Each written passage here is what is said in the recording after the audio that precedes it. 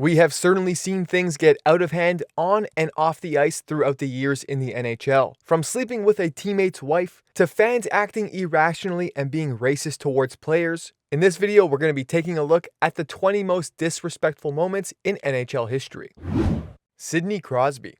When the Pittsburgh Penguins defeated the Detroit Red Wings in the 2009 Stanley Cup Finals, 1 year after losing to the Red Wings in the Stanley Cup Finals, the two teams lined up in the customary handshake line that follows every NHL playoff series. However, one player was missing from that line, and that player was Sidney Crosby, who was too busy celebrating. The fans inside the Joe Louis Arena let Crosby hear it, while Nicklas Lidstrom, Henrik Zetterberg, and Mike Babcock all commented on the incident afterward. "I think that's one thing you should do after a series. You shake hands," Zetterberg said. "I don't know why he didn't do it. I think that's disrespectful. I don't know the reason why he didn't do it, but I hope that it was a good one."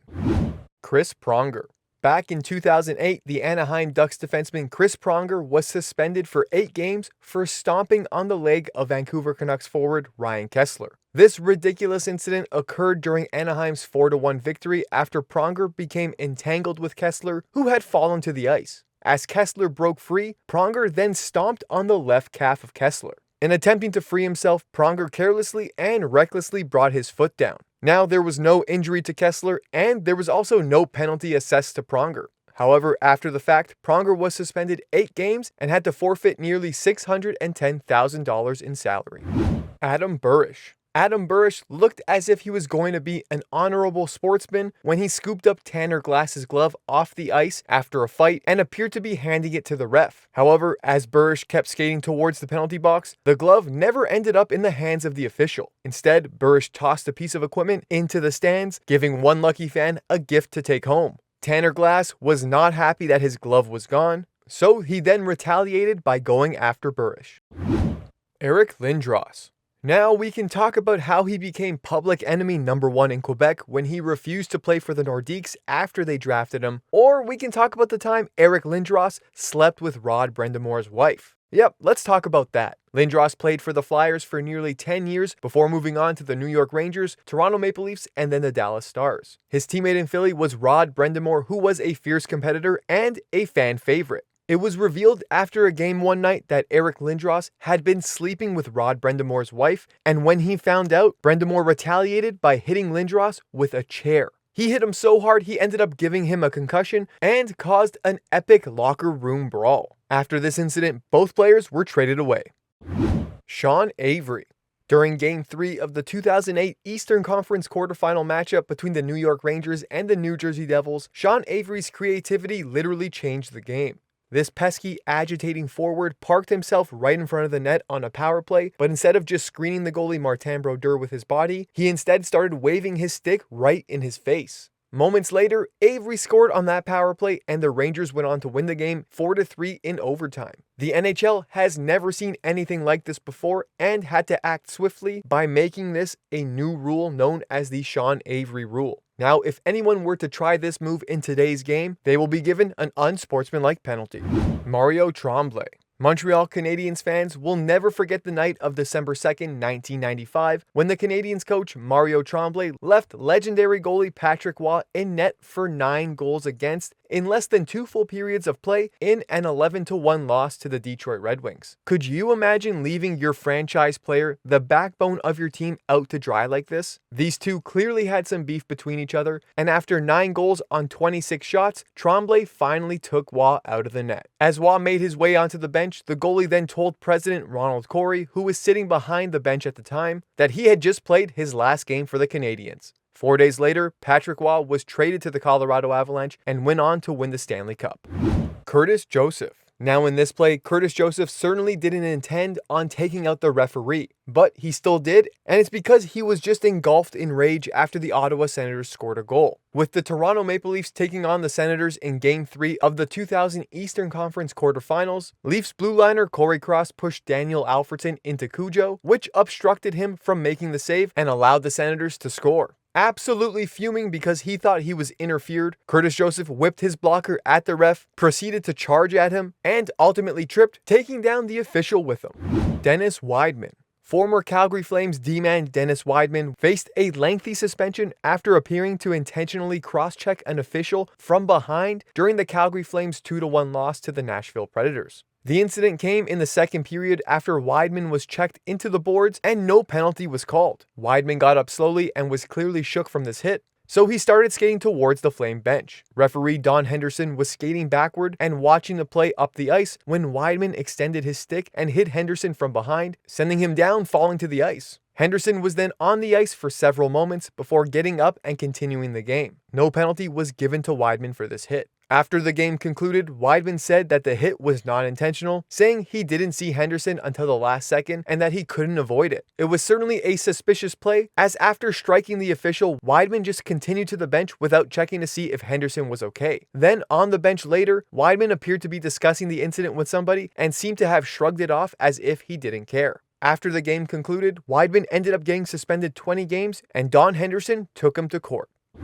Jim Schoenfeld. In Game 3 of the 1988 NHL Prince of Wales Conference Finals, the Boston Bruins laid a 6-1 beatdown on the New Jersey Devils, and in classic sore loser form, Devils head coach Jim Schoenfeld looked to blame the officials, specifically Don Koharski, for his team's shortcomings. Schoenfeld went on to call him crazy, a fat pig, and then told him to have another donut. After Schoenfeld's angered rant, the NHL actually decided to not suspend him. However, other referees stood up for their harassed colleague and protested Game 4 of that series. In order for the game to go on, the league had to find replacement officials. The league then hired 4 referees who look like they can barely skate and keep up with the game, and they had to wear yellow jerseys throughout the contest. The Devils won Game 4 by a score of 3-1, and 33 penalties were called.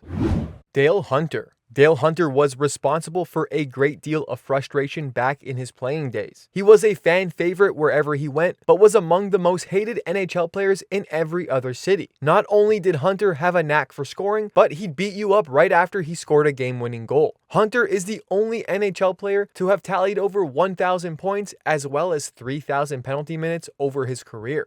The rivalry between the Islanders and the Capitals during the 1993 Stanley Cup playoffs was intense. It was Game 6 of the first round, and it was a must-win if the Capitals wanted to stay alive. The Islanders got out to a commanding lead, which was cushioned by Pierre Turgeon with the time running down. Dale Hunter received a pass behind the net, and in an attempt to move the play up the ice, he gave it away to Turgeon. Turgeon easily scored and skated away in celebration, unaware of the danger that was lurking behind him. Dale Hunter followed Turgeon to the far side boards, crushing him with a hit from behind. The hit blindsided the unsuspecting Turgeon and separated his shoulder, causing him to miss most of the Islanders' playoff run.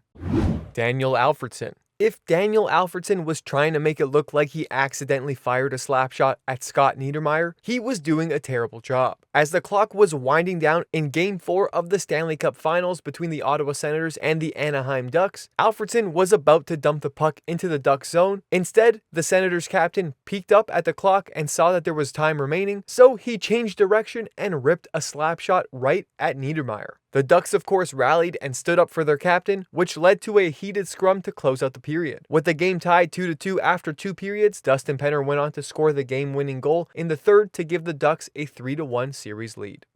Andrew Ference. It was Game 4 of the Bruins Montreal Canadiens opening series of the 2011 postseason. Boston Bruins defenseman Andrew Ference cut the Habs lead to 3-2 in the second period by slapping a rolling puck in the high slot to beat Carey Price glove side. After he scored, he then spun around towards the glass, gave a fist pump, but then apparently accidentally gave the middle finger to the crowd. I know what you're thinking, how can you accidentally give the middle finger? And though at the time Ference defended flipping the bird to the Habs fans, claiming it was a glove malfunction, he was still dealt a game misconduct and a $2,500 fine from the NHL. It wasn't until 1 year later where Ference finally fessed up and admitted it was totally on purpose.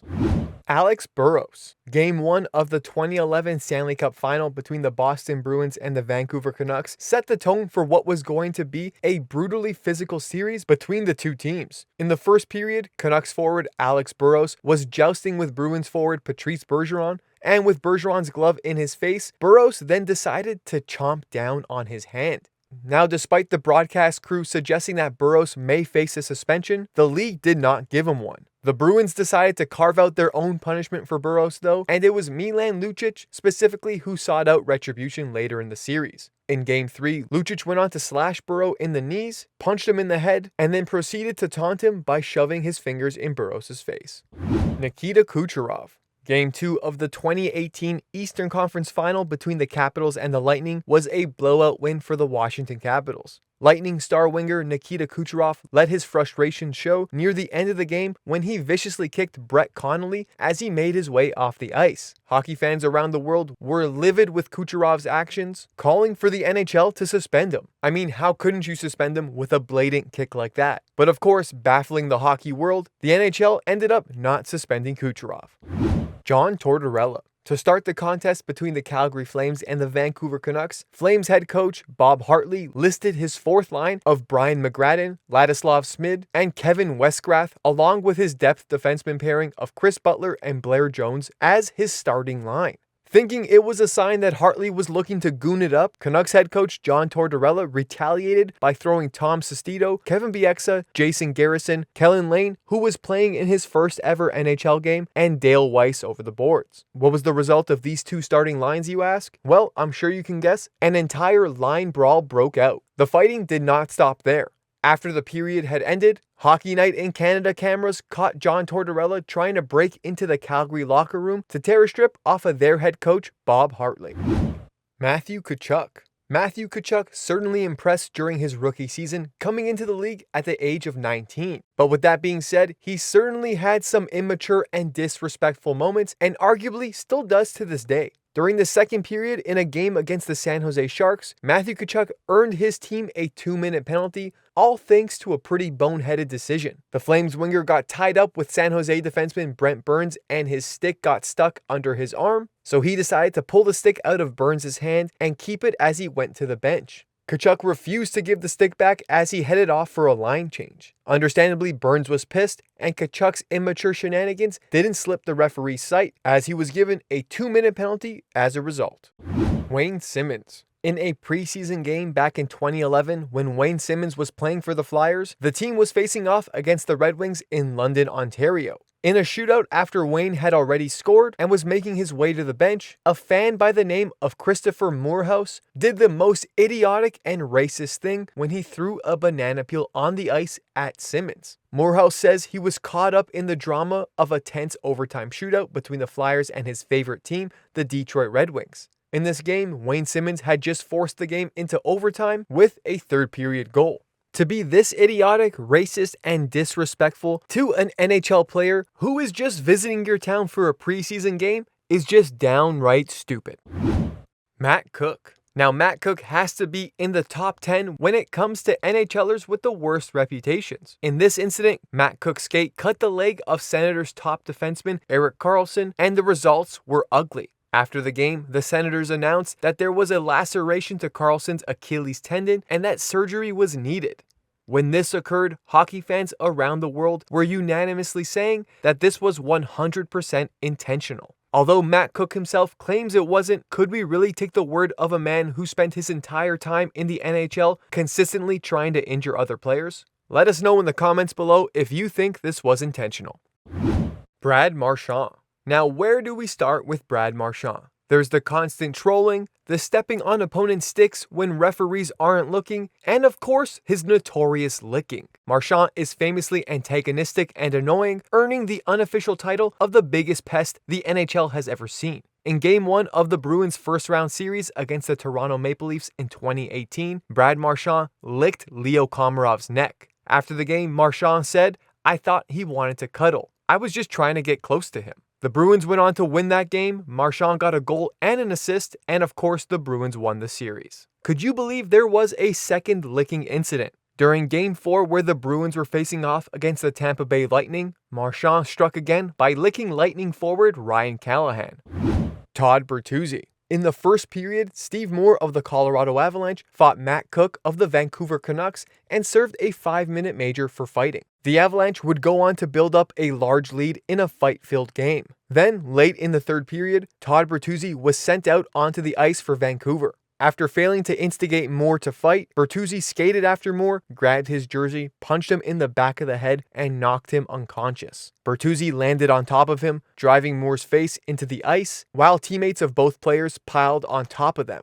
Moore was knocked out unconscious and laid motionless for 10 minutes before being carried off in a stretcher. The combination of the sucker punch, the fall, and piling on had resulted in 3 fractured neck vertebrae, facial cuts, and a concussion. This incident ended Moore's professional career and resulted in criminal assault charges against Todd Bertuzzi, and as well as a civil lawsuit against Bertuzzi and the Canucks. On August 19, 2014, it was reported that the lawsuit ended with all parties agreeing to a confidential settlement. Thanks for watching our videos. Don't forget to leave a like, and if you're new to the channel, hit that subscribe button.